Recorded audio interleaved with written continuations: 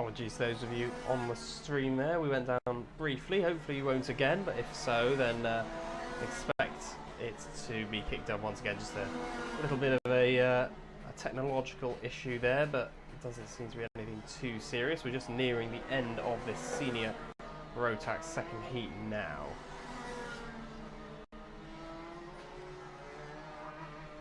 We are then with the closing stages of the Senior Max race.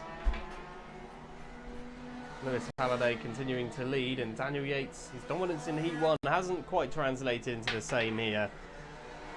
Lewis Halliday able to keep himself a decent margin ahead over the course of this race.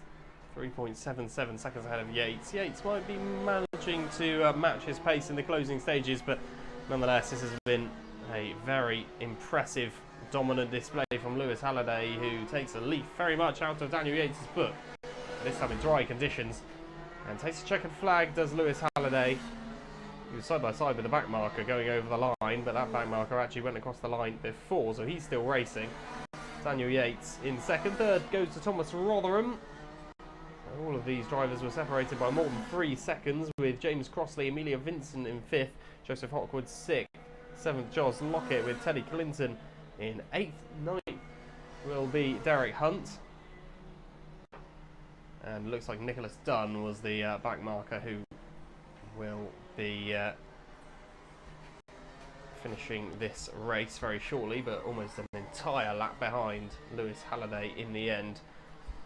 Of course, several of those drivers were almost instantly out of the running as a result of that incident on the first corner. One of them, Teddy Clinton, who was second place earlier on today, but Lewis Halliday victorious here. He will now have a greater haul of points than Teddy Clinton, maybe 1 point more. And going into the third heat, they will only have one more chance to try and get themselves as high up that grid as possible for the final there, which will be the penultimate final of the day of course. Race number 23 this afternoon. Look forward to that one. Next up, the 177 and the 177 Masters.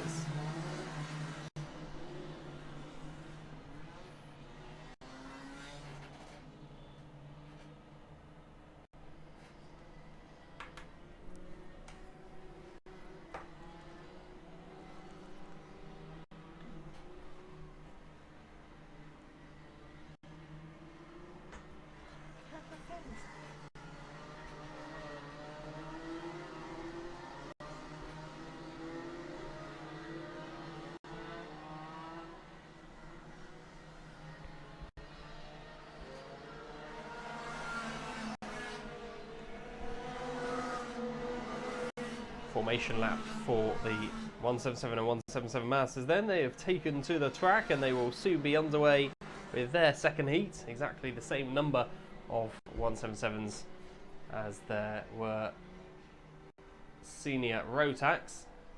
Nearly said senior TKM there. It's a shame that the junior and senior TKM both can't quite form a large enough grid here at Clay anymore. Always good to see them on their biannual visits, whether it be part of different championships. Regardless, TKM suited to this circuit in a lot of ways, I think. But the 177's up next. Cole Edwards starts on the front row alongside Nick Maton, and well, it looks like Edwards, he's obviously very familiar with each of the karts in many different classes, has been in several different classes over the years. Finds himself in 177s these days, and the champion of it as well. 2019 Clay Pigeon Kart Club champion, pretty much already confirmed for the E-Plate, who hasn't always had the best of fortunes racing here, but this season has shown exactly what he can do when he gets the right setup and the right kart, because his driving ability speaks for himself. Speaks for itself, sorry, a lot of the time. Nick Maton at the front row with him. I think Maton actually did get the better getaway out. Edwards remains in second place. Third, Darren Worley. Fourth is Mike Gamble, who is one position behind. And having conceded that position to Worley on that previous lap, Mike Gamble, Thomas Mountford in 5th. 6th goes to Ben Johnson, Peter Lockett 7th, 8th Ian Brown 9th, Carl 80, with Daniel Milner in 10th and Sean Defoe 11th as things stand after the first lap. Still a lot of time left for all of that to change, of course, as the top three look fairly racy at the moment. Let's hope for good stuff to come from those drivers. Cole Edwards in the lead across the line. He's managed to get the better of Mayton on that previous lap, with Darren Worley in third place. Mayton versus Worley as they head down the Sturmey Straight. Worley may have the superior pace, but Mayton switches to the inside, wants to cover that hairpin, doesn't want to concede a relatively early position here. Try and stay ahead as long as he possibly can. Cole Edwards' lead already looking like it could be an ominous force at the front.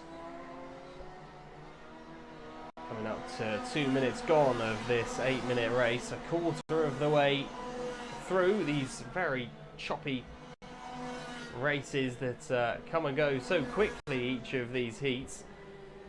For the finals, where the main attention will be on, of course, for each of these drivers. Not too much emphasis put on any of the heats through at any stage of the season, apart from if there were real championship credentials at stake in this final round, but that isn't really the case. Just reminding ourselves of what the championship table truly does look like in this sense. In the 177s, Edwards leads the way by a fairly substantial margin. His advantage is 105 championship points. But drop rounds don't favour him too much. Round 8 and round 1 will be his drop round so far. Darren Worley does have a drop round, but Worley is here today, so will effectively gain whatever points he can make over 83. So yeah, Cole Edwards pretty much the confirmed champion, bar some very strange rules which I'm otherwise not familiar with. Racing for fun now at the front, and championship competitor Darren Worley is already 1.4 seconds down the road from Edwards. Knows how to win on this circuit by now, does the E-plate of Edwards. Worley and Mayton having a good little squabble actually for second place. Mayton having succumbed to the pressures of Darren Worley and finds himself in third and potentially staring at a position that could be no higher than that. Black and white flag for Thomas Mountford. He's the only driver to pick up a contact warning flag over the course of this race so far. Well, not necessarily contact warning, but dangerous driving or slightly illegal driving in some way. Black and whites can be awarded if they're exceeding track limits. That doesn't tend to be an issue here though. At Clay Pigeon Raceway. Lovely half a mile long circuit. Starting his 7th lap now, Cole Edwards. Starting his 8th lap, sorry. 7 laps are gone. Makes his way into the hairpin, and once again this sweeping left-hand horseshoe greets.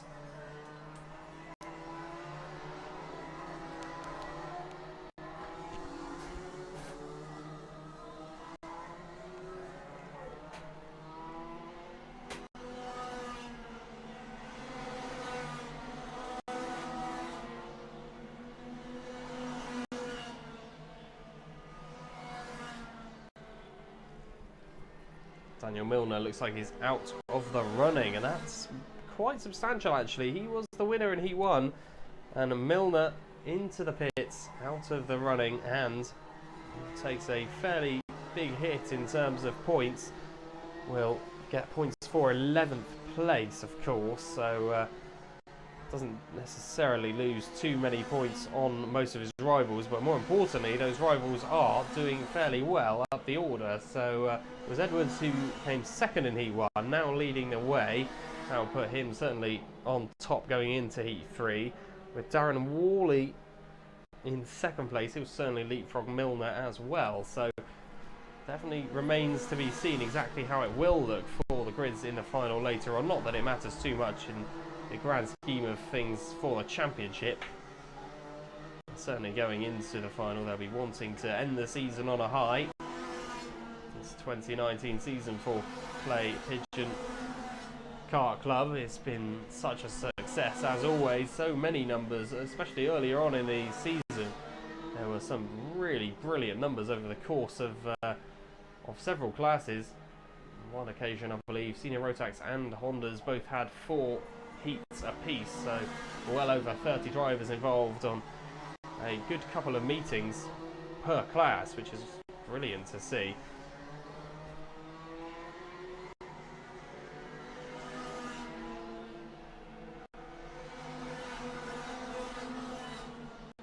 Cole Edwards, Darren Worley, Nick Mayton, Thomas Mountford and Ben Johnson is the current top 5 into our final 90 seconds of racing before the last lap board will be displayed the next time Cole Edwards crosses the line. Edwards now into Buttons, used to be known formerly as the right-hand bend before named a few years ago after the 2009 Formula One World Champion Jenson Button, who of course started his motorsport career right here at this circuit. Onto the Sturmey Straight goes the race leader Cole Edwards, who would be very much pleased, I am sure, with the championship win in the 177s in his debut season of this class as well. Darren Worley in the 73 in a decent pocket of air in second position, seems to have a fair amount of space to play with either side. Nick Mayton and Thomas Mountford squabbling somewhat for third. Mountford seeking a way through. Mayton has only really gone backwards in this race, and he may go backwards another position into Billy's blind. Mountford does manage to take the position, then drifts out wide and reclaims that place.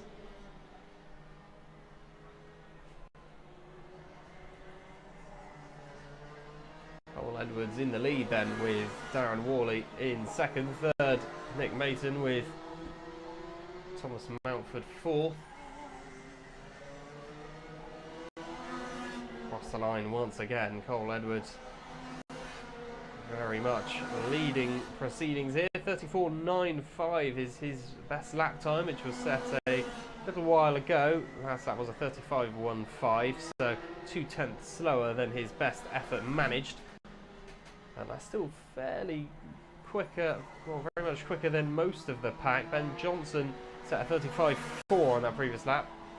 35.3 set by Darren Worley was still 0.15 a second slower than the effort of Cole Edwards. And the checkered flag will come out now for Cole Edwards to conclude the 177 race and conclude the round of second heats as well. Edwards wins it from Worley, with Mayton holding on to third in the end. Thomas Mountford was beginning to create a real bit of hassle for Mayton to deal with, but Mountford does just have to settle for fourth. Fifth, Ben Johnson, who wasn't too far adrift either. Peter Lockett sixth. Seventh, Carl Adey. Ian Brown eighth. Ninth, Sean Defoe. And 10th, Mike Gamble right at the end. Those two having a good score there, 9th and 10th. But Cole Edwards, very comfortable display from him. He'll be looking to try and carry that form into Heat 3, which will be ending the heats in race number 18. Next up are the cadets, though, for their third and final heat.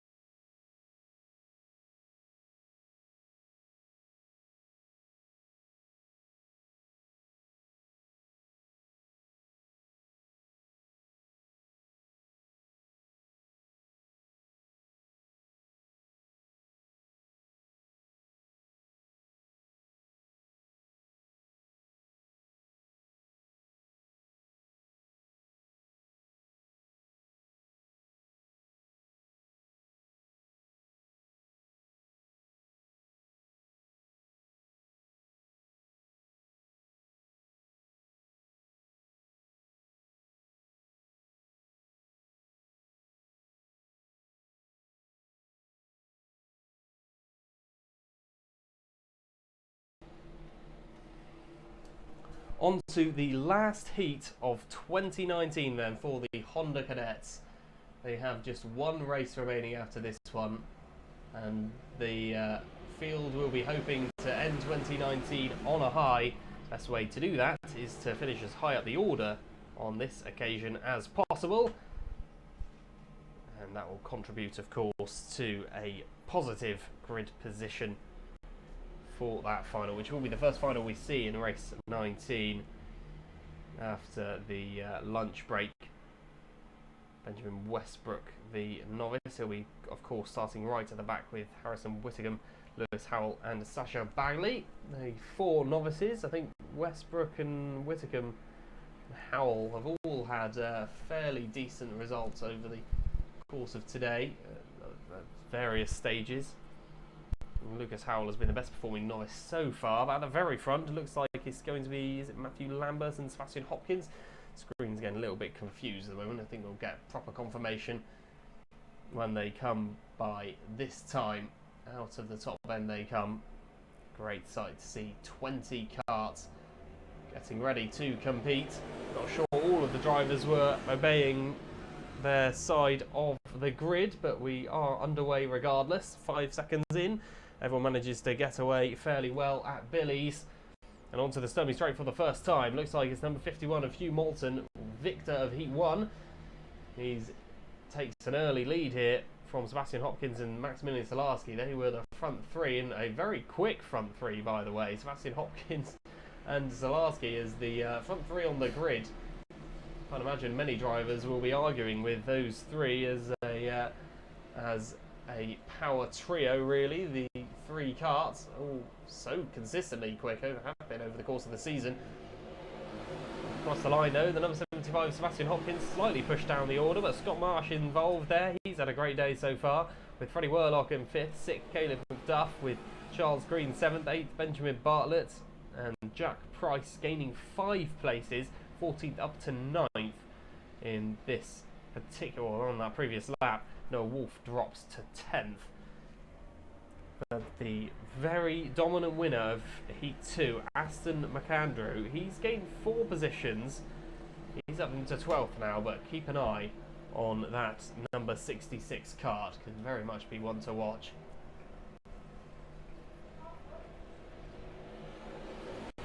Across the line goes Solarski though.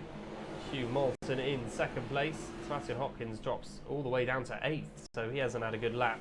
That's last one, the number 75, Marsh, Worlock, Bartlett, Green, all getting past.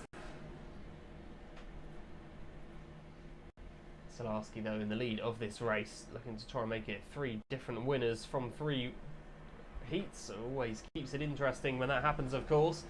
Hugh Moulton seeking his 2nd win though in 3 races, sandwiched in the middle of those two is I believe 2nd or 3rd place. I didn't write that down actually, but either way, Hugh Moulton very much on course for a pole position in the final, which could be achieved with this position if he finishes as is now. There's a mechanical flag for Noah Wolf, by the way, and he has gone into the pits since, so he is out of the running. Shame to see. Quick driver, especially early on today. Into the horseshoe though, taking the wider line, which I was mentioning earlier today. They do tend to take in the dry in on the entrance to the horseshoe, making sure they're right on the right hand side of the circuit before sweeping across into the long left-hander that is the horseshoe. Try and have a look up the inside though. Hugh Moulton on Solarski has managed to get past into the race lead, and Hugh Moulton claims a race lead for the first time in Heat 3. Solarski though is going to try and go back up the inside. He does later on the brakes into the S's, and the lead was short-lived for Hugh Moulton. Maximilian Solarski back into the lead of this race, and Scott Marsh is looking for a way through as well at the hairpin. Scott Marsh having a go, and he does manage to get through past Hugh Moulton. Now Scott Marsh up into 2nd place, Hugh Moulton down to 3rd, 4th is Freddie Worlock, and 5th and 6th also involved there, Charles Green and Caleb McDuff. We are seeing a fantastic battle beginning to emerge here. 6-way battle for the lead, which is exactly the kind of entertainment you hope to see provided by the Honda Cadets. as they head down towards Billy's once more. Maximilian Salarski in the lead of this race. Scott Marsh second, third Hugh Moulton. There's no changes elsewhere in the top six, but we could well see that happen very soon. Actually dropping another position there, Hugh Moulton. Freddie Worlock getting himself into the top three momentarily. Holding that position still at the moment. Let's see just how long it can be for. A slightly defensive line going into the horseshoe there. Just wants to make sure he keeps Moulton behind for a little bit longer, at least Freddie Worlock. As a result of that slightly defensive driving, they are losing a tiny bit of time to the top two, Salarski and Marsh. But slipstream is so effective in these karts where the power is so much lower that often the toe on the straights really does benefit the drivers behind. So hard to disappear up the road, which is what made McAndrew's victory in Heat 2 so impressive, really. Talking of McAndrew, he is currently in 7th place, so this driver, who we can just see beginning to catch up to the top six, could well be a 7-way battle for the lead. And time really does fly when you're watching races such as these, when they are so tense. And Salarski leading the way at the moment, though, ahead of Marsh, Worlock and Moulton. And it's a tiny gap back to 5th and 6th, Charles Green and Caleb Duff, with Aston McAndrew then in 7th place, trying to close in on this leading pack. Top four, though, pretty much bumper to bumper. Trying to go up the inside into the S's. He does manage to do so. Hugh Moulton on Freddie Worlock. Manages to go later on the brakes. And now also attempting a manoeuvre at the hairpin is Scott Marsh on the race leader. He's managed to do it. Maximilian Salarski will have to stay on the outside, but actually manages to cut across, get the position back, but has the inside now to Scott Marsh at the horseshoe, sorry. Hugh Moulton trying to go all the way through. Has a look on the outside of buttons. Has to filter into second place. And Scott Marsh with the race lead.